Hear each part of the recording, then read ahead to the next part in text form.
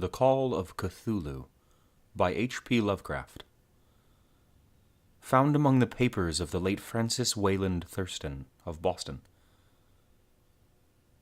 Of such great powers or beings there may be conceivably a survival of a hugely remote period when consciousness was manifested, perhaps in shapes and forms long since withdrawn before the tide of advancing humanity. Forms of which poetry and legend alone have caught a flying memory and called them gods, monsters, mythical beings of all sorts and kinds. Algernon Blackwood. Part 1. The Horror in Clay. The most merciful thing in the world, I think, is the inability of the human mind to correlate all its contents. We live on a placid island of ignorance in the midst of black seas of infinity, and it was not meant that we should voyage far. The sciences, each straining in its own direction, have hitherto harmed us little, but some day the piecing together of disassociated knowledge will open up terrifying vistas of reality, and our frightful position therein. That we shall either go mad from the revelation or flee from the deadly light into the peace and safety of a new dark age. Theosophists have guessed at the awesome grandeur of the cosmic cycle, wherein our world and human race form transient incidents. They have hinted at strange survivals in terms which would freeze the blood if not masked by a bland optimism. But it is not from them that there came the single glimpse of forbidden aeons which chills me when I think of it and maddens me when I dream of it. That glimpse, like all dread glimpses of truth, flashed out from an accidental piecing together of separated things. In this case, an old newspaper item and the notes of a dead professor. I hope that no one else will accomplish this piecing out. Certainly, if I live, I shall never knowingly support a link in so hideous a chain. I think that the professor, too, intended to keep silent regarding the part he knew, and that he would have destroyed his notes had not sudden death seized him. My knowledge of the thing began in the winter of 1926, with the death of my granduncle George Gamble Angel, Professor Emeritus of Semitic Languages in Brown University, Providence, Rhode Island. Professor Angel was widely known as an authority on ancient inscriptions, and had frequently been resorted to by the heads of prominent museums, so that his passing at the age of 92 may be recalled by many. Locally, interest was intensified by the obscurity of the cause of death. The professor had been stricken whilst returning from the Newport boat, falling suddenly, as witnesses said, after having been jostled by a nautical-looking Negro, who had come from one of the queer dark courts in the precipitous hillside which formed a shortcut from the waterfront to the deceased's home in William Street. Physicians were unable to find any visible disorder, but concluded after perplexed debate that some obscure lesion of the heart, induced by the brisk ascent of so steep a hill by so elderly a man, was responsible for the end. At the time I saw no reason to dissent from this dictum, but latterly I'm inclined to wonder, and more than wonder. As my granduncle's heir and executor, for he died a childless widower, I was expected to go over his papers with some thoroughness, and for that purpose moved his entire set of files and boxes to my quarters in Boston. Much of the material which I correlated will later be published by the American Archaeological Society, but there was one box which I found exceedingly puzzling, and which I felt much averse from shewing to other eyes. It had been locked, and I didn't find the key until it occurred to me to examine the personal ring which the professor carried always in his pocket. Then indeed I succeeded in opening it, but when I did so seemed only to be confronted by a greater and more closely locked barrier. For what could be the meaning of the queer clay bas-relief and the disjointed jottings, ramblings, and cuttings which I found? Had my uncle in his latter years become credulous of the most superficial impostors? I resolved to search out the eccentric sculptor responsible for this apparent disturbance of an old man's peace of mind. The bas-relief was a rough rectangle less than an inch thick and about 5 by 6 inches in area, obviously of modern origin. Its designs, however, were far from modern in atmosphere and suggestion. For although the vagaries of Cubism and Futurism are many and wild, they do not often reproduce that cryptic regularity which lurks in prehistoric writing. And writing of some kind the bulk of these designs seemed certainly to be. Though my memory, despite much familiarity with the papers and collections of my uncle, failed in any way to identify this particular species, or even to hint at its remotest affiliations. Above these apparent hieroglyphs was a figure of evidently pictorial intent, though its impressionistic execution forbade a very clear idea of its nature. It seemed to be a sort of monster, or symbol representing a monster, of a form which only a diseased fancy could conceive. If I say that my somewhat extravagant imagination yielded simultaneous pictures of an octopus, a dragon, and a human caricature, I shall not be unfaithful to the spirit of the thing. A pulpy, tentacled head surmounted a grotesque and scaly body with rudimentary wings. But it was the general outline of the whole which made it most shockingly frightful. Behind the figure was a vague suggestion of a cyclopean architectural background. The writing accompanying this oddity was, aside from a stack of press cuttings, in Professor Angel's most recent hand, and made no pretense to literary style.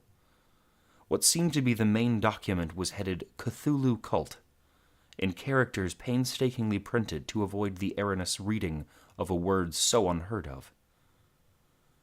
The manuscript was divided into 2 sections, the first of which was headed 1925, Dream and Dream Work of H.A. Wilcox, 7 Thomas Street, Providence, Rhode Island, and the second, Narrative of Inspector John R. LaGrasse, 121 Benneville Street, New Orleans, Louisiana, at 1908 A.A.S. MTG, Notes on the Same, and Professor Webb's Account.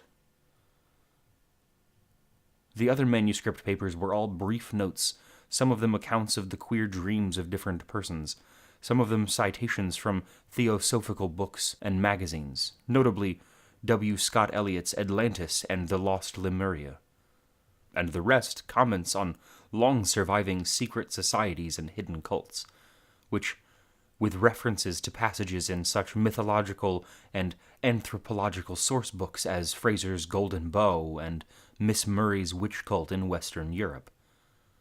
The cuttings largely alluded to outre mental illnesses and outbreaks of group folly or mania in the spring of 1925. The first half of the principal manuscript told a very peculiar tale. It appears that on March 1st, 1925, a thin, dark young man of neurotic and excited aspect had called upon Professor Angel, bearing the singular clay bas-relief, which was then exceedingly damp and fresh.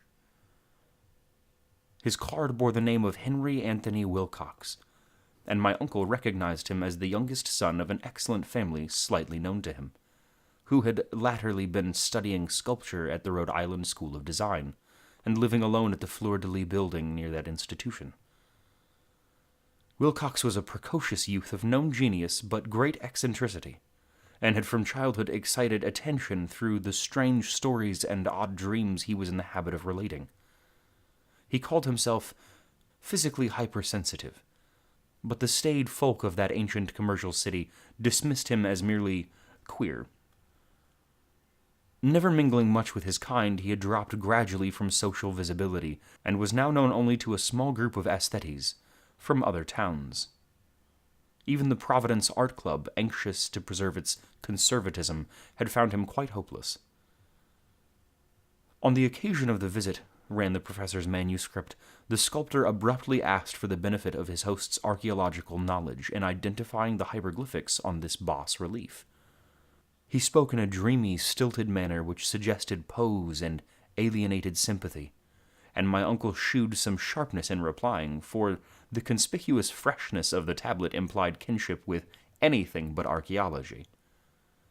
Young Wilcox's rejoinder, which impressed my uncle enough to make him recall and record it verbatim, was of a fantastically poetic cast, which must have typified his whole conversation, and which I have since found highly characteristic of him. He said, "It is new. Indeed, for I made it last night, in a dream of strange cities, and dreams are older than brooding Tyr, or the contemplative Sphinx, or garden-girdled Babylon." It was then that he began that rambling tale which suddenly played upon a sleeping memory, and won the fevered interest of my uncle. There had been a slight earthquake tremor the night before, the most considerable felt in New England for some years, and Wilcox's imagination had been keenly affected. Upon retiring, he had an unprecedented dream of a great cyclopean city of Titan blocks and sky-flung monoliths, all dripping with green ooze and sinister latent horror.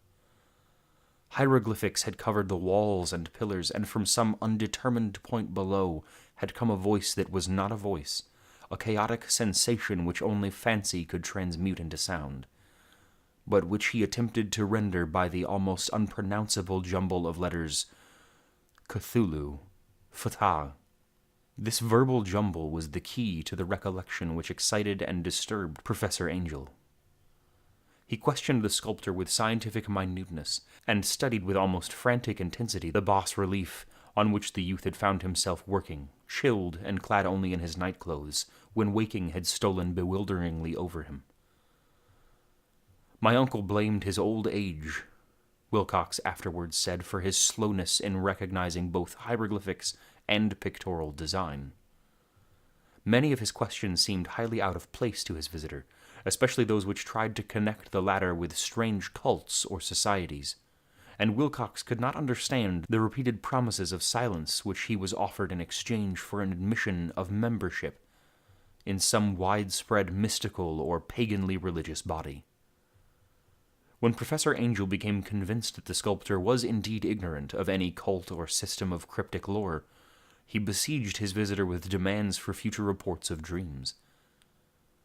This bore regular fruit, for after the first interview, the manuscript records daily calls of the young man, during which he related startling fragments of nocturnal imagery, whose burden was always some terrible cyclopean vista of dark and dripping stone, with a subterranean voice or intelligence shouting monotonously in enigmatical sense impacts, uninscribable save as gibberish.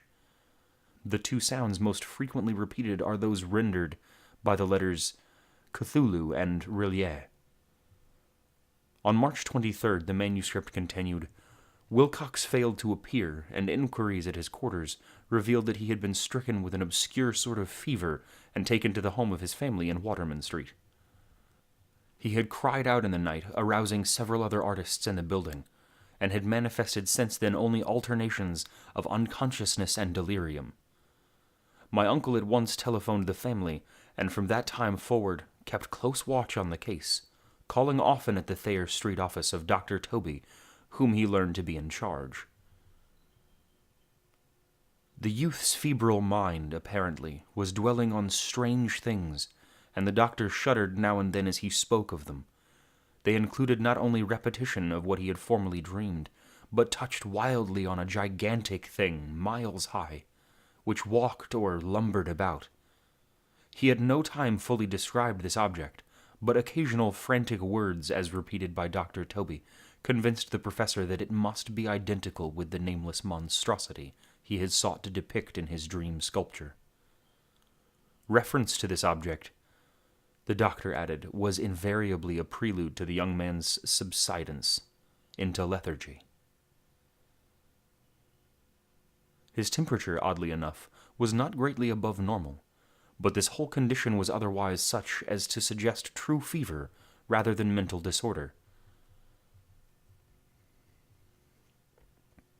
On April 2nd, at about 3 p.m., every trace of Wilcox's malady suddenly ceased.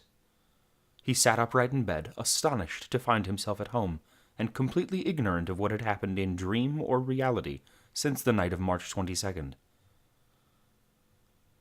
Pronounced well by his physician, he returned to his quarters in 3 days, but to Professor Angel he was of no further assistance.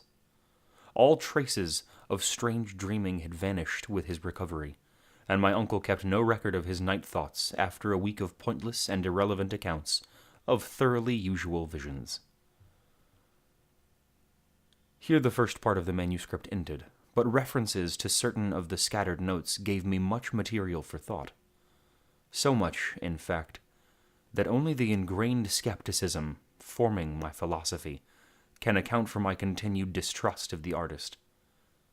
The notes in question were those descriptive of the dreams of various persons covering the same period as that in which young Wilcox had had his strange visitations. My uncle, it seems, had quickly instituted a prodigiously far-flung body of inquiries amongst nearly all the friends whom he could question without impertinence, asking for nightly reports of their dreams and the dates of any notable visions from some time past. The reception of his request seems to have been varied, but he must at the very least have received more responses than any ordinary man could have handled without a secretary. This original correspondence was not preserved, but his notes formed a thorough and really significant digest. Average people in society and business, New England's traditional salt of the earth, gave an almost completely negative result, though scattered cases of uneasy but formless nocturnal impressions appear here and there, always between March 23rd and April 2nd, the period of young Wilcox's delirium. Scientific men were little more affected, though 4 cases of vague description suggest fugitive glimpses of strange landscapes, and in one case there is mentioned dread of something abnormal. It was from the artists and poets that the pertinent answers came, and I know that panic would have broken loose had they been able to compare notes. As it was lacking their original letters, I half suspected the compiler of having asked leading questions, or of having edited the correspondence in corroboration of what he had latently resolved to see. That is why I continue to feel that Wilcox, somehow cognizant of the old data which my uncle had possessed, had been imposing on the veteran scientist. These responses from aesthetes told a disturbing tale. From February 28th to April 2nd, a large proportion of them had dreamed very bizarre things, the intensity of the dreams being immeasurably the stronger during the period of the sculptor's delirium. Over 1/4 of those who reported anything reported scenes and half-sounds not unlike those which Wilcox had described, and some of the dreamers confessed acute fear of the gigantic, nameless thing visible toward the last. One case which the note describes with emphasis was very sad. The subject, a widely known architect with leanings toward theosophy and occultism, went violently insane on the date of young Wilcox's seizure, and expired several months later after incessant screamings to be saved from some escaped denizen of hell. Had my uncle referred to these cases by name instead of merely by number, I should have attempted some corroboration and personal investigation, but as it was, I succeeded in tracing down only a few. All of these, however, bore out the notes in full. I have often wondered if all the objects of the professor's questioning felt as puzzled as did this fraction. It is well that no explanation shall ever reach them. The press cuttings, as I have intimated, touch on cases of panic, mania, and eccentricity during the given period. Professor Angel must have employed a cutting bureau, for the number of extracts was tremendous, and the sources scattered throughout the globe. Here was a nocturnal suicide in London, where a lone sleeper had leaped from a window after a shocking cry. Here, likewise, a rambling letter to the editor of a paper in South America, where a fanatic deduces a dire future from visions he has seen. A dispatch from California describes a theosophist colony as donning white robes en masse for some glorious fulfillment, which never arrives. Whilst items from India speak guardedly of serious native unrest toward the end of March. Voodoo orgies multiply in Haiti, and African outposts report ominous mutterings. American officers in the Philippines find certain tribes bothersome about this time, and New York policemen are mobbed by hysterical Levantines on the night of March 22nd and 23rd. The west of Ireland, too, is full of wild rumor and legendry, and a fantastic painter named Ardois Bonnat hangs a blasphemous dream landscape in the Paris Spring Salon of 1926. And so numerous are the recorded troubles in insane asylums that only a miracle could have stopped the medical fraternity from noting strange parallelisms and drawing mystified conclusions. A weird bunch of cuttings, all told. And I can, at this date, scarcely envisage the callous rationalism with which I set them aside. But I was then convinced that young Wilcox had known of the older matters mentioned by the professor.